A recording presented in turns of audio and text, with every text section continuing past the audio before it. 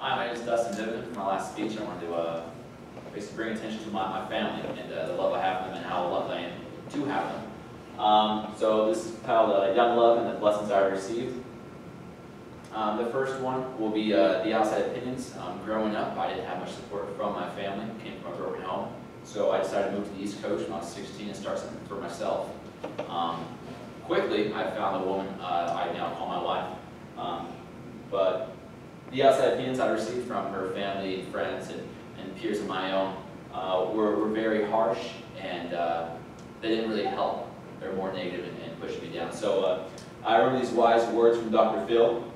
It's kind of dark, can't really see it, but it says, "Don't worry about hurting my feelings because I guarantee you not one bit of my self-esteem is tied up on your acceptance." And that's kind of how I drove myself. Upon meeting my wife, I had her father tell me he's not going to let his daughter date alone. So that's what I was. You know, I had a job. I was mooching, and I decided I needed to do something for myself. So the one support I didn't have was from my wife, then girlfriend.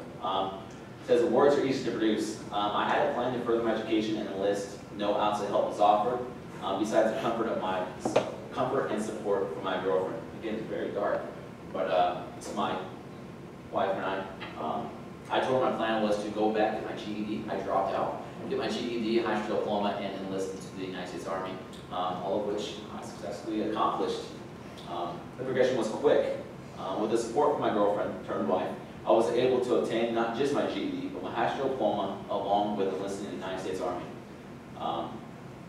The course of action was kind of complicated and hard at first. I had to fly back to the West Coast, enroll into a dual education, get my high school diploma, alongside that, get my GED to start the enlistment process. And 9/11 came, not that 9/11, but 9/11 2012, and I went to basic training. So, that was a great day. The growth. With a promising career and a beautiful wife by my side, we decided it was time to have a child of our own. Our son, Benjamin Carter Biven, was born. So dark. You're missing the chance to see my wife, my son, and I posed in a family picture, one of the first we've taken 2 years later. And then the continual growth of my family. So very dark. But that's my little daughter right there. She was born this month on the 22nd. So a year and a half later, after I had my son, my wife came down with the baby fever. With the way my career was progressing, changing my molest to a promising field, we decided our little man could use a sibling. Our little angel, Jordan Biven, was born.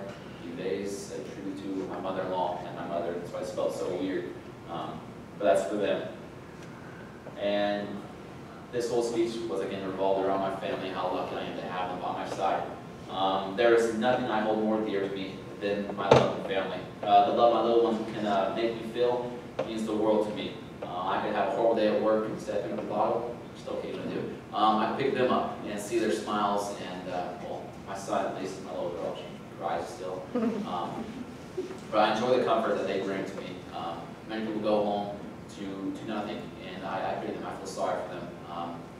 I luckily can go home to the warm embrace of my wife, although I cook and clean, and my kids. So I'm very fortunate and lucky to have them I have. And as far as my references, there's my wife. You can talk to her. Odds are you won't, so thankfully. My wife, Michaela R. Biven. My son, Benjamin C. Carter.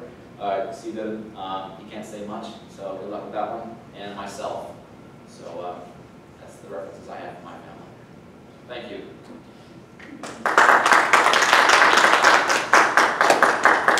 Are there any questions?